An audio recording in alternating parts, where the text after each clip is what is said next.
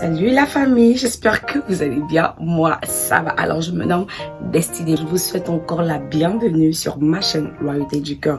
Alors, sur cette chaîne, je vous propose des exhortations, des conseils, des histoires vraies, des témoignages. Alors, je vous invite à liker la vidéo, le pouce bleu s'il vous plaît, à partager, à vous abonner en activant la cloche de notification. Comme ça, dès que je publie une vidéo, bim, vous avez la notification et ensuite vous voilà sur la chaîne. Alors, je vous souhaite encore la bienvenue sur Royauté du Cœur. Coucou la famille, j'espère que vous allez bien. Moi, ça va. Donc, on se retrouve aujourd'hui, on va parler de sexualité, de la vie sexuelle des jeunes en particulier. Et de comment on peut faire pour ne pas avoir une vie sexuelle active à l'étranger ou encore à la maison avec les parents. Donc, je t'invite à t'asseoir, à suivre et à prendre note parce que ça va t'aider. La question la plus importante ici, c'est comment je peux être dans une relation dans laquelle je ne pratique pas le sexe. Je sais pas, mais j'aime bien ce sujet parce que il permet de s'ouvrir, de parler de plusieurs choses, de toucher également plusieurs choses. Lorsque je m'adressais aux chrétiens, bien sûr, je veux toucher quelques paroles de la Bible qui vont essayer de résonner dans vos têtes pour vous permettre de ne pas céder. Donc, premièrement, pour moi, comment est-ce que moi j'ai fait pour arriver à ce niveau? Déjà, la première des choses que moi j'ai vécu, bien sûr, c'est pas le cas de tout le monde. Et tout parce que chacun a sa relation avec son Dieu. Chacun sait comment il se sent en fait lorsque il sait que franchement, il ne vit pas une intimité comme auparavant avec Dieu. Donc chacun sait. Moi déjà auparavant, lorsque j'avais ma relation à moi, où j'étais de façon active sexuellement, la première chose que j'avais remarqué, c'était le fait que j'avais plus rien. Mais vraiment, j'avais plus ce contact-là que j'avais avec Dieu. Déjà premièrement, je me disais, je ne peux pas aller dans la présence de Dieu parce que je sais que ok, je vais aller prier maintenant, je vais méditer maintenant. Et puis, à une heure comme ça, je me retrouvais à faire clic-clac. Et puis après demain, je vais chercher à encore revenir dans sa présence et tout. Alors que voilà, hier, je me suis emballée, hier, j'ai fait ci, j'ai fait ça et tout. Donc, ça déjà, ça m'a éloignée premièrement de Dieu. Donc, j'avais plus le temps pour la méditation, j'avais plus le temps pour la prière, j'avais plus le temps pour rien. Et deuxièmement, moi je suis une personne que vraiment, Dieu parle beaucoup en songe. Et tous les rêves, franchement, moi c'est ma vie. Même lorsqu'il faut que je puisse dormir pendant la journée, même si c'est pour genre 30 minutes et tout. Mais pendant ces 30 minutes là, j'aurai un petit rêve et tout. Franchement, je vais le faire. Et dans cette période-là de ma vie, même un petit rêve, j'avais pas. Je rêvais plus, j'avais rien du tout. Mais vous savez, quand je suis dans une relation où c'est le love, où c'est pimenté, où on te fait sentir que tu es belle comme la reine de Saba et tout, où on te sent les proverbes. À un moment donné, en fait, tu t'en fous, en fait. Tu négliges ce côté où bon, j'arrive pas à prier et tout parce que les mots de la personne qui est en face de toi te redonnent genre goût à la vie et tu te dis que ça là c'est la chose la plus importante à cet instant là, surtout quand tu passes par un moment difficile et tout et qu'il est cette personne là présente pour toi, ben le reste tu t'en fous en fait parce que il y a une partie dans ta tête qui te fait croire que ben Dieu il est loin. Mais Dieu, il n'est pas là en fait. La personne, elle est là, elle est présente. Donc du coup, tu fais tout pour pouvoir jouir de cette relation dans toutes ses formes. Et tu t'en fous du reste. Pas de rêve, pas de vision, pas de quoi. Là, tu t'en tapes. Le plus important, genre, c'est ce que tu peux ressentir quand tu es avec la personne. Et moi, après cette étape-là où les rêves c'était plus ça et tout, même les visions, c'est comme si on m'avait carrément mis un voile sur mon visage. Plus de vision, plus rien en fait, tout était flou. Et je suis restée dans ça pendant beaucoup de temps, pendant beaucoup de temps. Je pourrais pas vous dire exactement pendant combien de temps, mais vraiment, ça avait pris du temps. Donc, et après, je me sentais vide. Vous voyez, au départ, tu te sens en fait, oui, vivre et tout. Tu sens que tu jouis de la vie et tout. Mais vous savez, quand tu as déjà eu une relation avec Dieu là, tu sens quelque chose. Et arrivé à un moment donné, quand la même chose n'est plus présente, tu sens ce manque-là. Et donc, moi, j'ai commencé à ressentir ce manque. J'ai commencé à ressentir ce manque. Et je me suis dit, non. Je dois forcément y remédier. Je dois forcément chercher à retourner à mon premier amour parce que ça me manquait. J'arrivais plus à prier. Déjà, la culpabilité me rongeait. Donc, du coup, ce qui faisait en sorte que c'était bizarre pour moi, je vous assure. Même lorsqu'il fallait genre aller à l'église et tout pour aller chanter, j'étais plus en forme parce que je savais ce dans quoi j'étais. Donc, je me suis dit au-dedans de moi, non, il faut que ça s'arrête. Il faut que ça s'arrête, il faut que je puisse réavoir mon intimité à moi avec Dieu. Donc, qu'est-ce que j'ai fait? J'ai proposé à la personne, franchement, qu'il fallait déjà qu'on puisse limiter cette façon qu'on avait de se voir à tout moment. Vous savez, c'est encore plus difficile pour une jeunesse, non, désolé, pour des jeunes qui sont à l'étranger, parce que à l'étranger déjà, tu vis seul. Il n'y a pas de contrôle parental, il n'y a pas maman qui est là pour te dire, ben voilà, tu ne sors pas, tu ne fais pas ça, tu ne vois pas X, tu ne vois pas Y. Il n'y a pas ton père qui va te mettre genre une autre pression, qui va avoir un suivi. Il n'y en a pas en fait, il n'y a que toi et toi. Donc déjà, pour certains, tu vis seul en appartement. Pour d'autres, tu es dans un campus mais où on vous permet de sortir. Par exemple, chez nous au campus, on nous permettait de rentrer à n'importe quelle heure. Mais il y en a d'autres où on vous demande de rentrer, par exemple, à minuit, à 23h par là. Mais tu as toute la journée où tu peux faire tout ce que tu veux dehors. Et en plus, lorsqu'on prend genre des appartements, ben, au campus, on ne te pose pas la question de savoir ben, tu pars où, tu reviens quand et tout. Non. Eux, ce qui genre est important pour eux, c'est que tu puisses payer le campus. Donc, ce qui fait que vous décidez comme ça de louer un appartement, d'aller et de passer du temps. Et moi, j'étais dans ce cas-là. Parce qu'on avait décidé de prendre un appartement, d'aller vivre ensemble. Et vous allez remarquer que c'est la période où sur YouTube même, je n'ai mis aucune vidéo. Parce que déjà, je ne me sentais pas à l'aise. Je ne voulais pas venir m'asseoir parlant de Dieu alors que je suis là en train de faire autre chose. Ce que moi je déteste, c'est vraiment d'être hypocrite. Parce que pour moi, ça c'est de l'hypocrisie à 100%. Tu peux pas venir t'asseoir, parler de Dieu, ne fais pas ci, ne fais pas ça. Alors que toi-même, tu es à fond à l'intérieur. Vous voyez un peu? Donc c'est la période vraiment où je mettais rien, aucune vidéo et tout. Donc tellement je me sentais loin de Dieu, ce que j'ai décidé de faire, j'ai décidé de retourner au campus.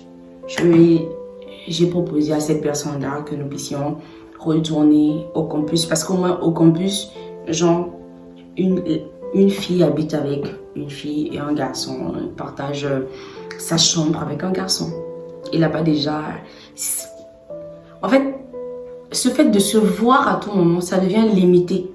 Parce que déjà, vous ne partagez plus autant de moments ensemble. Donc là, déjà, c'est limité.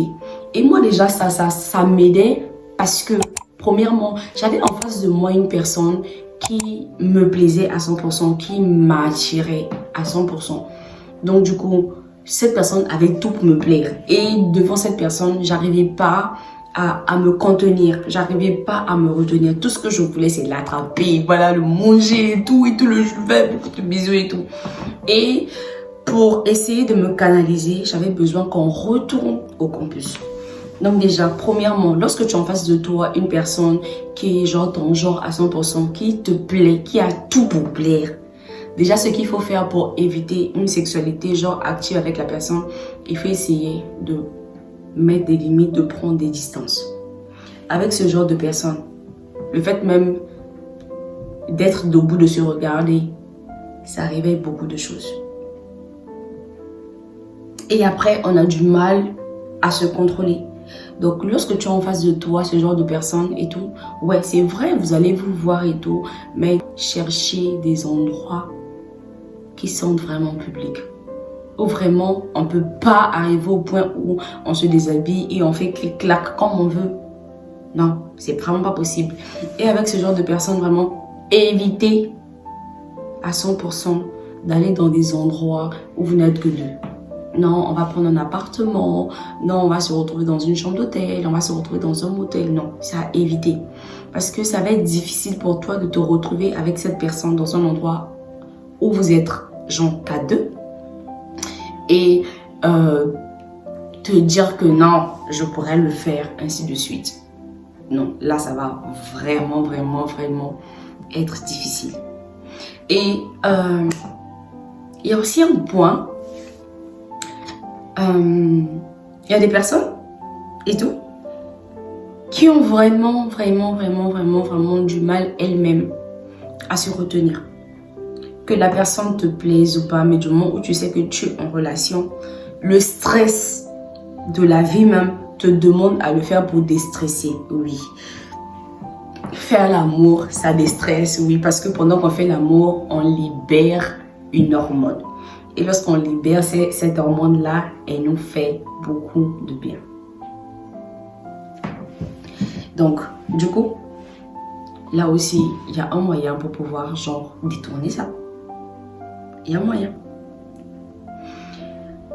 Donc, là, je veux passer à l'étape où je parle, genre, aux chrétiens, parce que vous savez, sur ma chaîne, on parle un peu de tout, mais après, à un moment donné, on revient sur ce qui fait le centre de notre vie à nous. Donc, pour les chrétiens, déjà, la méthode que moi, je donne est tout pour que cela puisse rester dans ta tête, pour que ça te permette de pouvoir, genre, résister. Oui, avec tout ce que j'ai dit au début, parce que ça me concerne également. Mais il y a encore une chose que je peux ajouter, c'est la parole. Moi, je vous aime parce que vous aimez lorsqu'on lit la parole. Donc, dans 1 Corinthiens 6, verset 15. 1 Corinthiens 6, verset 15. La parole dit, ne savez-vous pas que votre corps... Non, désolé. Ne savez-vous pas que vos corps sont des membres de Christ? Prendrai-je donc les membres de Christ pour en faire des membres d'une prostituée? Ça, déjà, c'est une question qui nous est posée à nous.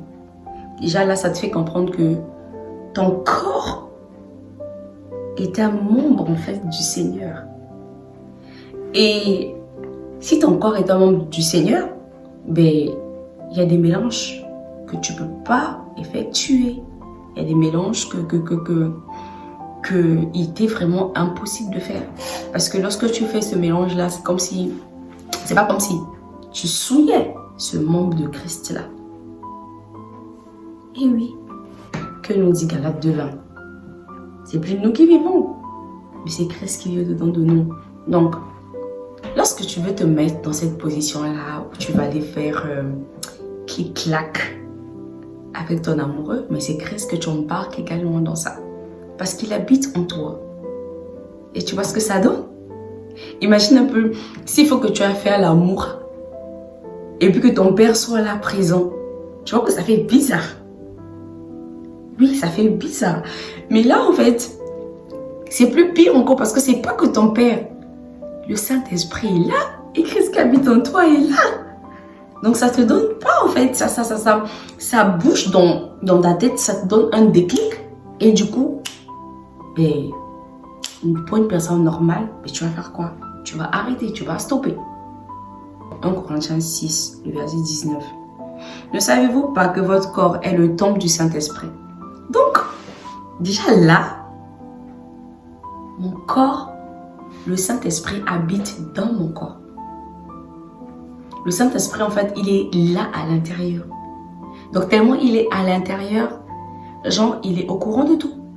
Lorsque je veux aller pour aller faire quoi que ce soit, ben, je l'emmène avec moi. Il ne reste pas à la maison comme certaines personnes le pensent, que pendant que tu fais ça ou ça et tout, ben, le Saint-Esprit n'est pas là, ben, il ne te voit pas parce qu'il est à la maison, dans le lieu secret où tu vas, quand tu veux crier à Dieu, quand tu veux, voilà, parler à Dieu et tout. Ben non, là, la Bible dit, ne savez-vous pas que votre corps est le temple du Saint-Esprit qui est en vous? Là, ça devient encore plus glauque. Genre, on prend beaucoup plus conscience. Et la suite, il dit quoi? Le temple du Saint-Esprit qui est en vous, que vous avez reçu de Dieu et que vous ne vous appartenez point à vous-même. Donc, en fait, on ne s'appartient plus rien ne nous appartient. Même notre corps ne nous appartient plus. Lorsqu'on décide de donner notre vie à Christ, même notre corps ne nous appartient plus. Notre corps appartient maintenant à Christ. Notre corps appartient à Dieu. Et c'est pour ça qu'il fait de notre corps, en fait, le temple du Saint-Esprit. Donc du coup, maintenant imagine-toi prendre le temple de trouille de Dieu, aller avec ça dans un appartement, aller avec ce temple-là dans un hôtel pour aller jouir. Tu te rends compte? Qu'est-ce que tu fais jouir à cet instant-là?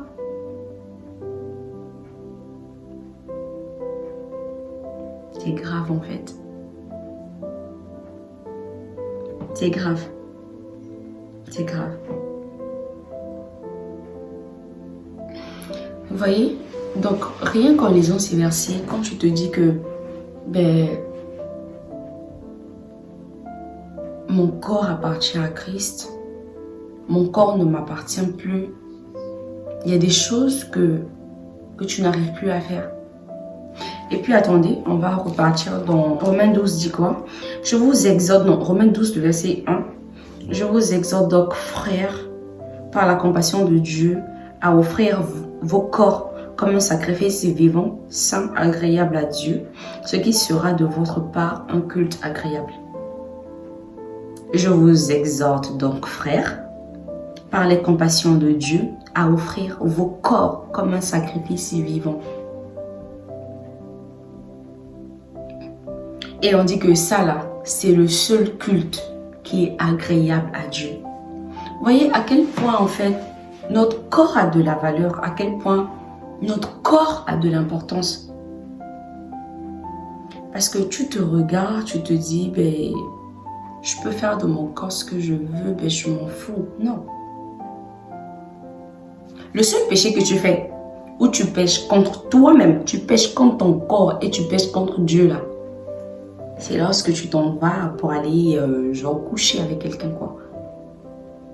Pourtant c'est vrai, tu as eu du plaisir et tout, ça t'a détendu, tu étais malade, tu n'as plus de fièvre et tout, mais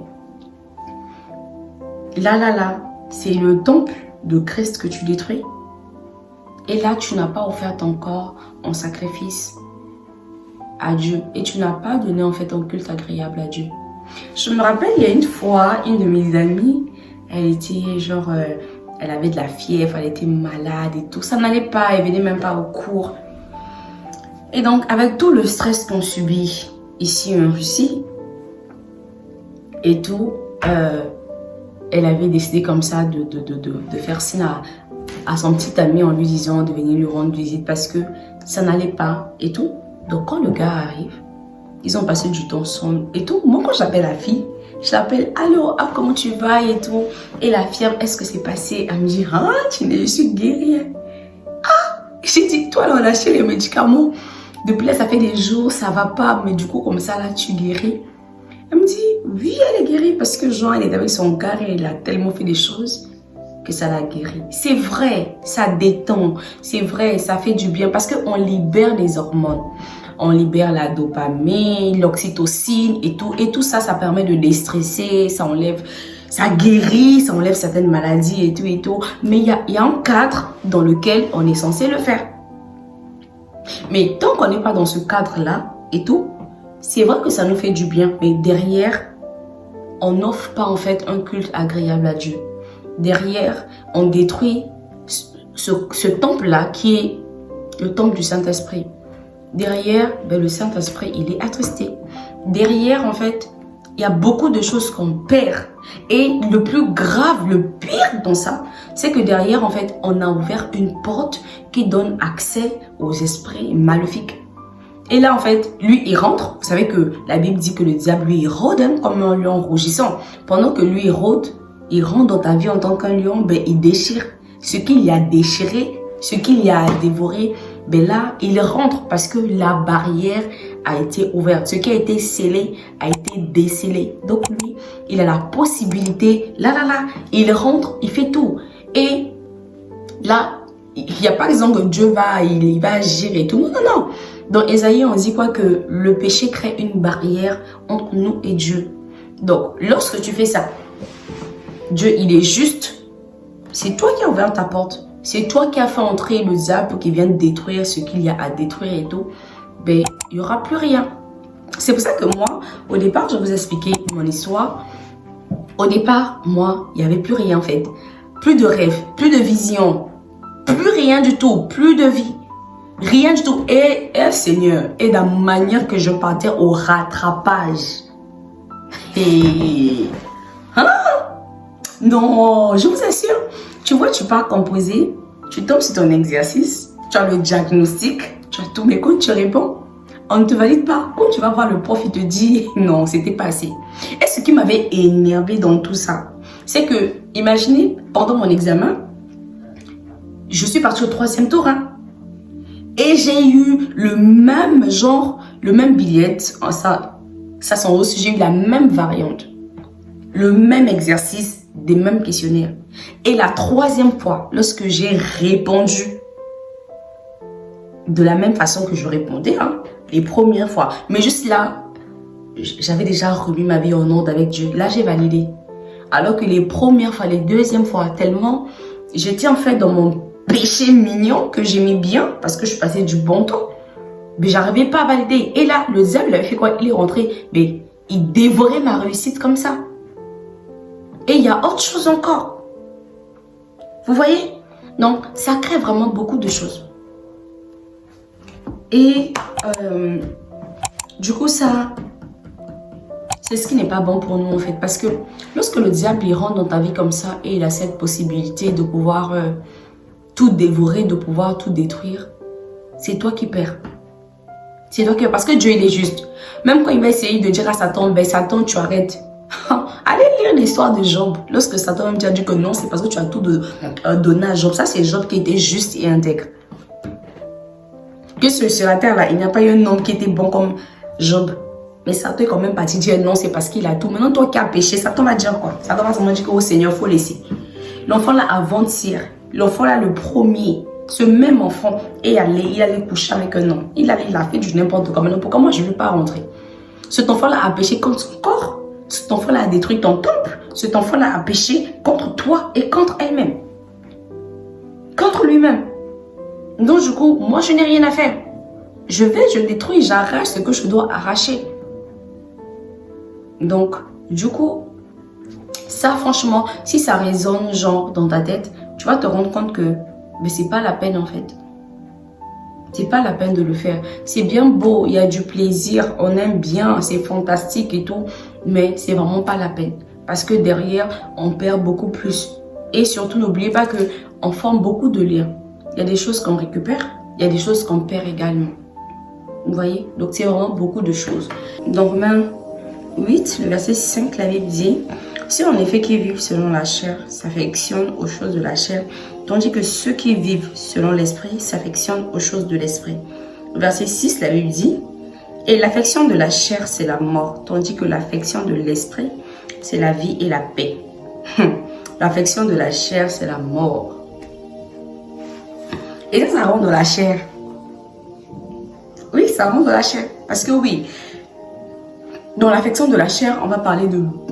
Ça renferme beaucoup de choses. Mais vu qu'on est dans notre sujet, et où on parle de sexualité, de la vie sexuelle active et tout, donc on va s'arrêter là. Là, c'est vraiment la chair. C'est la chair qui nous demande de nous mettre avec un homme pour coucher, pour nous faire du bien. Parce que ce bien-là, ça ne fait pas du bien à l'esprit, ça fait du bien à la chair.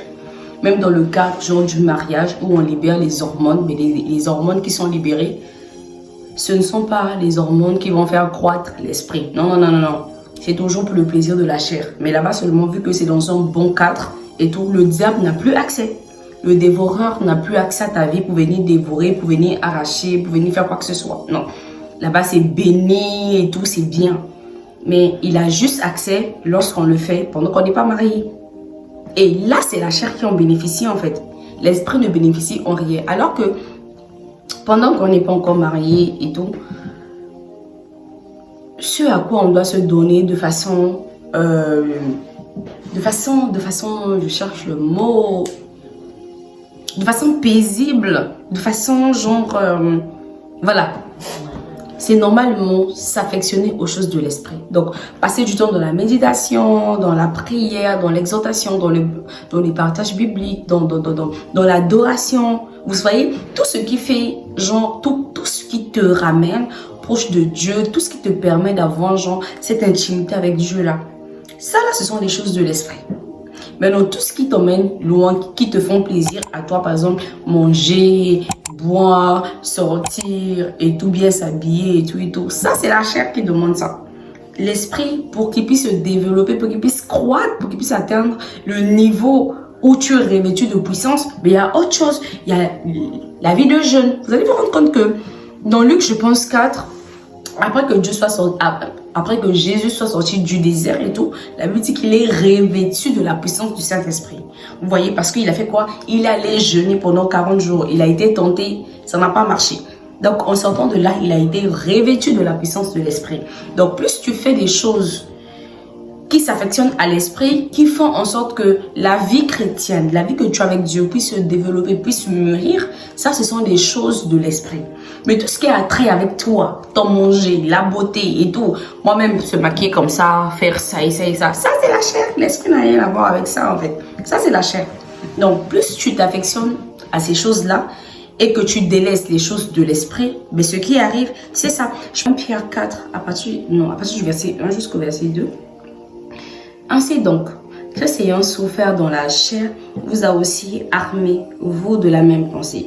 Car celui qui a souffert dans la chair en a fini avec le péché. Afin de vivre, non plus selon les convoitises des hommes, mais selon la volonté de Dieu, pendant le temps qui lui reste à vivre dans la chair. Voyez. Donc, celui qui s'arme de la même pensée de Christ, de gens faire souffrir la chair et tout, celui-là a vaincu déjà le péché. C'est ce que la Bible nous dit ici. Parce qu'en fait, en vrai, on n'en a rien à gagner en fait. C'est nous qui perdons. Remarquez un peu. La plupart des relations où il va y avoir du sexe et tout, des choses fortes, ainsi de suite. Vous voyez, quand vous vous séparez, il y a une douleur, mais tu as mal en fait. Tu as l'impression d'avoir perdu quelque chose de précieux. Tellement tu as mal. Et tellement que beaucoup d'hormones, du genre la dopamine, l'oxytocine a été libérée et tout. Du coup, il y a eu cet attachement très fort, très fort. Et lorsqu'il y a séparation, il y a cette douleur-là, ce qu'on appelle gouma et tout. Il y a cette douleur, tu as tellement mal parce que tu as partagé quelque chose de fort avec la personne. Je ne dis pas que quand vous êtes en relation, qu'il n'y a pas de sexe, il n'y aura pas d'amour. Non, il y a de l'amour. Mais même s'il y a séparation, ça ne va pas te faire trop souffrir comme lorsque tu as eu à partager ces moments intenses avec la personne. Tu vois, pour des personnes qui sont un peu plus fortes, elles vont prendre du temps avant même la séparation, elles vont déjà prendre du temps, ne plus être présente, ne plus répondre aux messages, diminuer avec les appels. Il faut prendre toutes ces précautions-là pour ne pas souffrir. C'est pas simple en fait. Non seulement il y a la souffrance quand on ne se sépare, et il n'y a pas la souffrance, tu as l'impression d'avoir perdu quelque chose d'important, d'avoir perdu quelque chose de précieux. Vous voyez, donc non seulement physiquement, tu as l'impression de perdre quelque chose, mais si on t'ouvrait les yeux pour voir ce que tu as perdu spirituellement, c'est difficile. Et le travail après, qu'il va faire derrière, pour pouvoir récupérer, c'est encore difficile. Parce que même quand on te demande de prier pour ta propre bénédiction, pour ton élévation, pour ta réussite, tu as du mal. Hein. Maintenant, quand on te demande de prier, pour faire des prières de récupération, de délivrance, tu vas t'en sortir. Tu vas t'en sortir. Ah mais oui, c'est pas facile. Ah, mon cher, tu vas tellement jeûner, tu vas tellement crier, tu vas tellement pleurer, tu vas tellement le faire tout le temps. C'est pas facile. Et surtout, si tu n'as pas un niveau spirituel, tu vas en fait associer une personne qui va le faire avec toi. Donc cette personne déjà doit avoir le temps.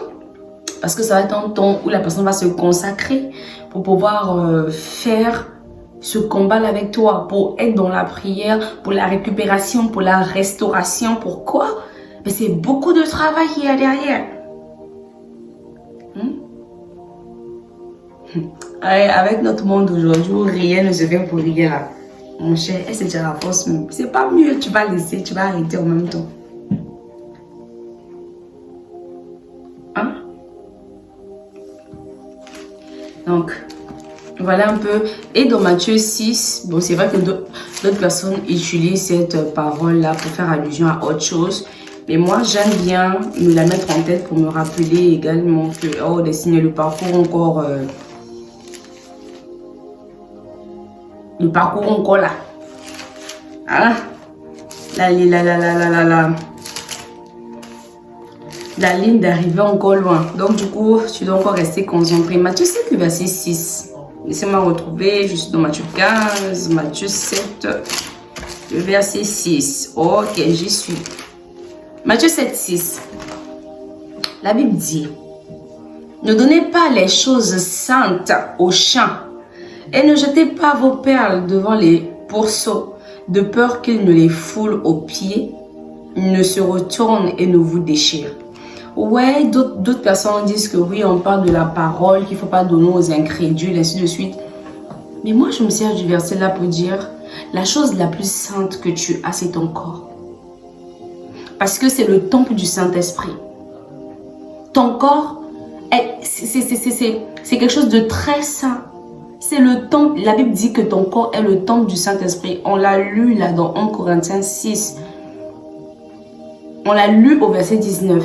Que ton corps est le temple du Saint-Esprit. Donc où le Saint-Esprit habite, c'est l'endroit qui est l'endroit le plus saint. Le Saint-Esprit, on dit bien Saint-Esprit, c'est saint mon frère.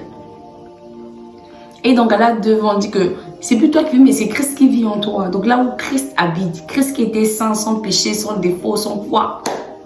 Il habite en toi. Donc ton corps, c'est la chose la plus sainte. Donc lorsque tu prends cette chose saine-là et que tu la donnes au chien, le chien là, c'est le gars qui veut coucher avec toi. La chienne, c'est la fille qui veut coucher avec toi. Parce que la Bible dit que tu prends, ne donnez pas les choses saintes au chien. Donc toi, tu prends ton corps qui est saint là. Tu prends ton corps qui est la chose la plus sainte. Et tu la prends, tu la donnes au porc. Tu la prends, tu la donnes au chien. Le chien, il connaît quelle importance d'une chose saine en fait.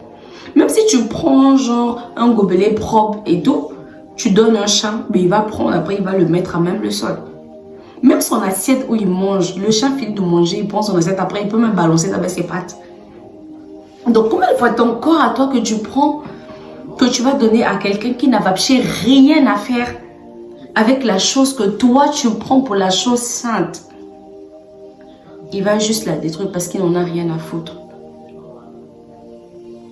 Donc, ce corps que tu as qui est le temple du Saint-Esprit, ce corps qui est la chose la plus sainte pour toi, garde-la pour toi. lorsque tu la gardes, c'est vrai que tu as un désir, tu as tout. Va devant Dieu et dis à Dieu, Seigneur, j'ai ce désir. La Bible dit dans 1 Corinthiens 7, en bas et tout, que ceux qui brûlent du désir se marient. Donc tu vas en fait, tu en parles à Dieu, Seigneur, je brûle du désir. Seigneur, j'en peux plus en fait, je peux plus supporter. Moi, ta fille, tu vas apprendre que demain, je suis allée faire du n'importe quoi. Je brûle du désir, donc fais-moi grâce. Et si c'est le temps, si le temps est favorable pour toi, ben, il va t'envoyer ton mari. Il va t'envoyer ton mari. À moins que tu n'aies pas ce désir, mais il ne va pas te dire de ne pas te marier comme il a dit à Jérémie. C'est à Jérémie qu'il a dit, tu ne prendras ni de femme, tu n'auras ni d'enfant parce qu'il devait détruire Israël. Mais à toi, il ne le fera pas. À moins que si tu décides aujourd'hui, voilà, d'être une sœur chez les catholiques ou encore d'être un prêtre. Mais ça va être ton choix en fait. Mais sinon lui, il a prévu un homme pour toi et il a prévu une femme pour toi. Donc autant favorable lorsqu'il va te sentir prête ou prêt, lorsqu'il va sentir que toi-même tu peux garder ce foyer-là, ce mariage, mais il va t'envoyer la personne qu'il faut. Mais pour le moment, ne permets pas que l'ennemi rentre et qu'il vienne détruire ce qu'il y a de plus précieux en toi.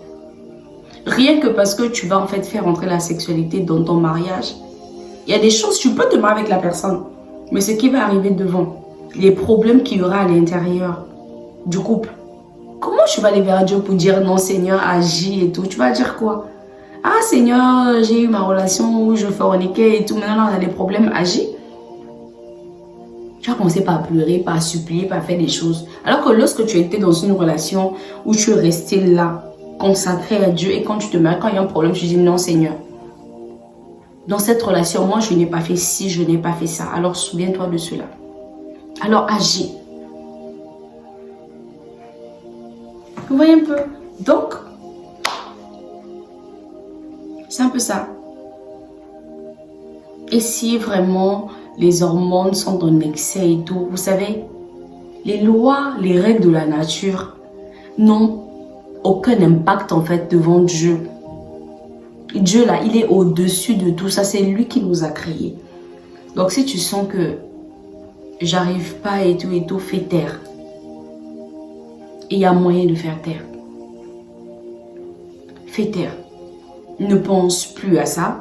Ne va plus vers des vidéos, des films et tout qui vont t'envoyer à avoir genre une pensée arrêtée sur ça. Et vis une vie de consécration. Tu verras que tu ne vas plus le faire. Regarde un peu ce que tu as à perdre. Tu vois, lorsque tu as un regard sur ce que tu as à perdre, non, toi-même, ça te donne la force de ne plus faire la même chose. Parce que quand on te dit que tu vas aller voler, on va t'arrêter. Tu vas plus voler. Lorsqu'en Afrique, on a commencé à tuer des personnes à cause du vol ou encore d'autres choses, les gens ne faisaient plus. Lorsque tu sais ce que tu as à perdre, il y a des choses que tu ne vas plus faire. Donc regarde un peu à ce que tu as à perdre. Cet homme avec qui tu vas te mettre à coucher ensemble et tout, qui va genre te pénétrer, faire tout ce qu'il faut et tout, demain il ne va pas t'épouser. Tu vois ce qu'il en est? Mais lorsque tu sors de cette relation où il n'y a rien eu, il y a une fierté, je vous aime. Ah les filles, vous savez.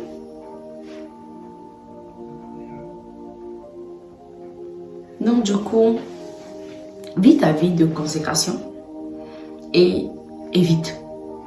Si tu sais que tu ne peux pas être enfermé avec cette personne-là et ne pas pouvoir faire ce qu'il y a à faire, ben évite. Évite. Et si tu évites, tu vois que les choses vont aller pour le mieux. Donc, c'était tout pour cette vidéo. Peut-être qu'une prochaine fois, on parlera encore d'autres choses parce que la sexualité, elle renferme tellement beaucoup de choses. Mais aujourd'hui, c'était juste comment faire pour pouvoir éviter d'avoir une sexualité active. On peut être à l'étranger et vivre une vie saine. On peut être en relation avec un homme sans pourtant coucher avec la personne. Je vous ai parlé d'une vidéo où on me disait, ah, tu pourras avoir personne et tout et tout. Non, moi j'ai eu des relations où j'ai pas couché avec des hommes. Il y a des païens qui le font. Juste pour ne pas perdre leur vigueur, pour ne pas perdre leur étoile, pour ne pas perdre leur... je sais pas. Il y a des choses qu'ils préparent et ils veulent genre être concentrés pour être focus sur ça et tout. Ils décident de le faire, mais pourquoi pas non? Donc c'est possible. L'homme qui va te dire qu'il veut pas genre... il veut coucher avec toi pour avoir une vie, ben c'est un chien, ben c'est un porc. Parce qu'il veut juste en fait dévorer, fouler à la poubelle ce corps sain que tu as. Et c'est juste un envoyé du diable parce que il veut en fait que tu puisses laisser une porte entrouverte pour que le diable vienne dévorer, détruire ce que Dieu t'a donné, ce que Dieu a déjà mis au-dedans de toi. Donc, regarde ce que tu as à perdre et prends la bonne décision. Et la bonne décision, ben, c'est de ne pas le faire parce que ton corps est le temple du Saint-Esprit. Bon, moi je vous aime beaucoup et je vous dis à très bientôt. Je ne sais pas ce que ça va être. Moi, je ne sais vraiment jamais ce que ça va être. Donc, à très bientôt. Que Dieu vous bénisse et surtout, prenez soin de votre temple, de votre corps qui est le temple du Saint-Esprit.